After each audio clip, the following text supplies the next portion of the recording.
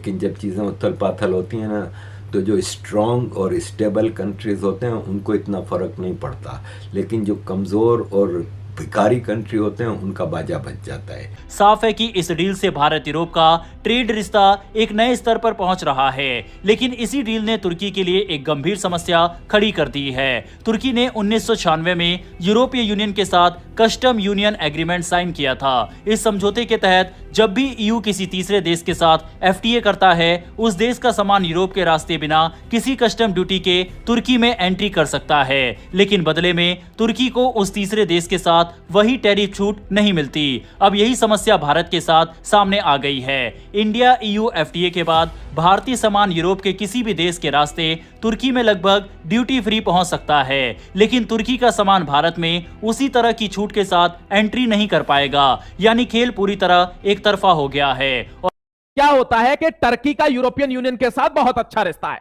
अब यहां कोई सामान अगर यूरोपियन यूनियन में जाता है तो यूरोपियन यूनियन वाले एक रेट निश्चित करते हैं, तो जिस रेट पर यूरोपियन यूनियन में जाएगा उसी रेट पर टर्की में भी सामान जाता है। और लेकिन अगर टर्की का सामान कहीं अलग आ रहा है, मान लीजिए, और हमने यूरोपियन यूनियन को छूट दी है कि हम आपका 110% का टैरिफ 40% तक कर देंगे, लेकिन यह छूट टर्की के लिए नहीं है, केवल यूरोपियन यूनियन के लिए है, तो जय हिंद हो गया कि नहीं। इसीलिए दोस्तों मैंने कहा आपको एक तीर से तीन निशाने, यही समझने की बात है कि हमारा सामान अब ड्यूटी फ्री जाएगा कहां, यूरोपियन यूनियन में, और वो सामान ड्यूटी फ्री सामान, वही सामान हमारा टर्की में भी जा पाएगा बिना किसी ड्यूटी के। लेकिन टर्की कोई सामान हमको भेजेगा तो वो किस रेट पर आएगा, जिस रेट पर यूरोपियन यूनियन ने हमसे फ्री ट्रेड एग्रीमेंट किया है। समझ गए। अब टर्की के धक धक हो रही है कि ये तो मेरी बर्बादी का मंजर सेट कर दिया इन लोगों ने वहां मिलकर। आपने देखा होगा पाकिस्तान को एक तरह से भतीजा बना रखा है कि तुझे फुल सपोर्ट है, कर गुंडागिर्दी, मैं खड़ा हूं हथियार लेके पीछे, उसका हम कैसे इलाज करेंगे। तो हमारा अपना एक तरीका है, स्ट्रेटेजिक फ्रिक्शन। यहां देखिए, ऑपरेशन सिंदूर के बाद Turkish goods will continue to face standard Indian duties. जैसे ही ऑपरेशन सिंदूर हुआ, हमने देखा टर्की ने बड़े ड्रोन दिए, बड़े हथियार दिए पाकिस्तान को कि करो हमला भारत पर, तो इसके सारे सामान पर हमने हैवी ड्यूटी इंपोज कर दी। अब एक तो उसकी मार चल रही थी कि हैवी ड्यूटी सामान, मतलब इसका बहुत महंगा आ रहा है भारत में। अब यहां पर क्या हुआ, भारत का जो क्वालिटी वाला सामान है और सस्ता, यह पहुंचेगा टर्की में, क्योंकि यह रोक नहीं सकता, यूरोपियन यूनियन से डील है। तो वहां के जो लोकल लोग होंगे उनका व्यापार ठप हो जाएगा, यानी टर्की को रोने के अलावा दूसरा ऑप्शन नहीं मिलेगा। यह भारत की जियोपॉलिटिकल गेन है। ठीक है, यह आपको मेरे प्यारे भाई आज यह समझ के जाना है कि rule of the origin under new, यानी आप हमको महंगा नहीं बेच सकते। क्यों? क्योंकि आप यूरोपियन यूनियन से जुड़े हैं और यूरोपियन यूनियन का सामान हमारे पास एफटीए के अंडर आएगा। लेकिन हमारा जो सामान यूरोपियन यूनियन में जाएगा, जो हमने सस्ता किया है, वही सस्ता सामान तुम्हारे यहां भी आएगा और तुम उस पर ड्यूटी नहीं लगा सकते अलग से। वो तुम्हारी मार्केटों को भर देगा, तुम्हारे लोग सस्ता और अच्छा सामान खरीदेंगे, और जो तुम्हारे यहां तुम्हारे लोग बना रहे हैं महंगा, वो जीरो हो जाएगा, जैसे बांग्लादेश के साथ हुआ है। समझ गए। तो ये गेम आप समझ लेना कैसा सेट किया है भारत ने। देखिए, हिंदुस्तान के तिजारती नुक्ता नजर से यूरोपियन यूनियन के दरवाजे खुल गए हैं, और ना सिर्फ तिजारत के लिए बट लोगों के लिए भी।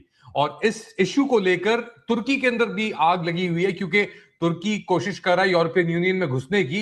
यूरोपियन यूनियन ने वॉन्डर लायन और ये जो आए हुए थे, इन्होंने इंडिया को visa free access skilled Indians को दे दी, टर्क्स को नहीं दी, क्योंकि उनके दिमाग में भी है कि भाई अमेरिका के अंदर और कनाडा से जो बेसिकली इंडियंस हैं, स्किल्ड लेबर है आईटी के अंदर, इंजीनियर्स, प्रोफेशनल्स और जो दीगर हैं, अगर वो कनाडा छोड़ते हैं या अमेरिका छोड़ते हैं वीजाज और इमिग्रेशन की वजह से, तो वो आए यूरोपियन यूनियन।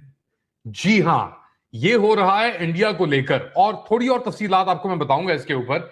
लैंडमार्क डील ये साइन की गई है।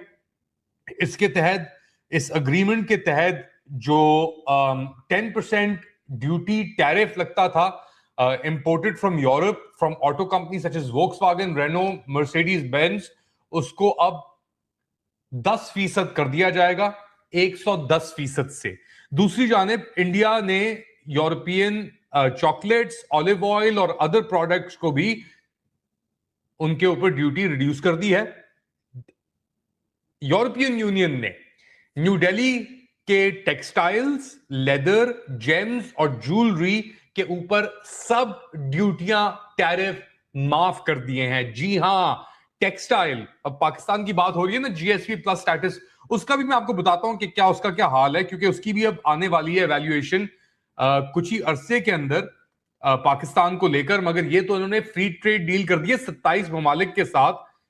इंडिया के प्रधानमंत्री ने यूरोपियन यूनियन को लेकर इंडिया की एक्सपोर्ट्स जो हैं अमेरिका की फॉर एग्जांपल, उनके ऊपर भी 50% टैरिफ लगा हुआ है और उनके साथ भी एक डील नेगोशिएट करने की कोशिश हो रही है। मगर पाकिस्तान के लिए एक इतना बड़ा खतरा आ गया है इस चीज को लेकर कि आप तसव्वुर नहीं कर सकते कि कितनी परेशानी होने वाली है पाकिस्तान के लिए। बहरहाल पाकिस्तान की इस वक्त जो हालत है या जो बिगड़ती हुई हालत चलती चली जा रही है, उसको देखते हुए लगता तो ऐसा ही है कि ये महंगाई फिलहाल रुकने वाली नहीं है। दूसरी तरफ अगर हम भारत की तरफ देखें तो वहां पर कभी यूरोपियन यूनियन के साथ भारत जो है वो डील करता दिखाई देता है, ट्रेड के बारे में बात करते दिखाई देते हैं, तो कभी गल्फ कंट्रीज के साथ नजर आ रहे हैं। साथ ही साथ time to time Donald Trump भी जो है वो भारत के साथ बात करने में, भारत के साथ अपने रिश्ते या अपने टर्म्स को बेहतर करने की तरफ बात करते हुए भी दिखाई देते हैं। यकीनन पाकिस्तान को इस तरफ सोचना चाहिए, पाकिस्तान को इस तरफ देखना चाहिए कि आपको ये नफरतें, आपको ये लड़ाई झगड़े जो हैं वो बिल्कुल भी रास नहीं आ रहे और आप किसी भी ऐसी जगह नहीं पहुंच पा रहे जहां पर पहुंचकर आप ये कह सकें प्राउडली कि आपने कुछ अचीव किया है। यकीनन इस वक्त पाकिस्तान की हालत जो है उसको देखकर अफसोस ही किया जा सकता है, चाहे हमारी इकोनॉमी हो, चाहे हमारे लोगों की हालत हो, लेकिन उसके बावजूद हम अपने बॉर्डर्स की तरफ अमन लाने में नाकाम दिखाई देते हैं। शायद हम इतने लगकर काम ही नहीं कर रहे कि जिससे हम अपने बॉर्डर्स को बेहतर कर सकें। मगर हाँ, ये जरूर है कि अगर हम भारत की तरफ देखें तो पीएम मोदी जो हैं वो यूरोपियन यूनियन के साथ भी खड़े दिखाई देते हैं, गल्फ कंट्रीज के साथ भी उनकी बातचीत चल रही है और उनके साथ भी उनका बिजनेस वगैरह जो है वो आगे की तरफ बढ़ता हुआ दिखाई दे रहा है।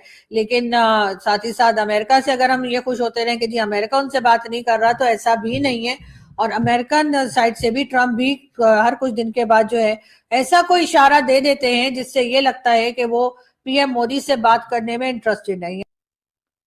तो बचा कुछ असर फिर हम आईएमएफ से पूरा कर देते हैं, क्योंकि हम कर्जों पे कर्जे ले रहे हैं, खुद के पांव पे कभी खड़े नहीं होते। तो ये चेक करें कि बांग्लादेश इंडिया से परेशान नहीं है इस ईयू और इंडिया जो एग्रीमेंट हुआ है, लेकिन पाकिस्तान की चीखें निकली हुई है, पाकिस्तान की इंडस्ट्री, खासतौर पर टेक्सटाइल इंडस्ट्री। नमस्ते दोस्तों, जय हिंद। टाइम्स फॉर स्पेशल में आपका स्वागत है। जैसा कि आप सब वीडियो क्लिप में देख ही चुके हैं, जब से भारत और यूरोप के बीच फ्री डील साइन हुई है तभी से ही पाकिस्तान और तुर्की में हलचल सी मच गई है, क्योंकि इसमें पाकिस्तान और तुर्की का बहुत ही ज्यादा लॉस होने वाला है। क्योंकि जब भारत कोई सामान यूरोप भेजेगा तो सबसे पहले तुर्की में जाएगा, जिससे तुर्की को बहुत ज्यादा लॉस होने वाला है। क्योंकि भारत जो सामान यूरोप भेजने वाला है वो बहुत ही सस्ता रहेगा, जिसके चलते वहाँ की पब्लिक भारत का सामान खरीदेगी और जो तुर्की में सामान बनता है वो भारत के मुकाबले बहुत ज्यादा महंगा रहता है। बस इसी को देखकर तुर्की के राष्ट्रपति बौखला गए हैं। साथ ही पाकिस्तान और बांग्लादेश का भी यही हाल है, जहाँ पर भारत ने यूरोप के साथ फ्री डील साइन करके एक तीर से 3 निशाने किए हैं, जिसमें तुर्की, पाकिस्तान और बांग्लादेश बर्बादी की तरफ चले जा रहे हैं। तो दोस्तों, आपको ये वीडियो कैसी लगी कमेंट बॉक्स में मेरी कीमती राय जरूर देना, और साथ ही आप चैनल पर नए हैं तो इस वीडियो को लाइक और चैनल को सब्सक्राइब जरूर कर दीजिएगा। मिलते हैं ऐसी किसी और वीडियो में, जब तक के लिए जय हिंद, वंदे मातरम।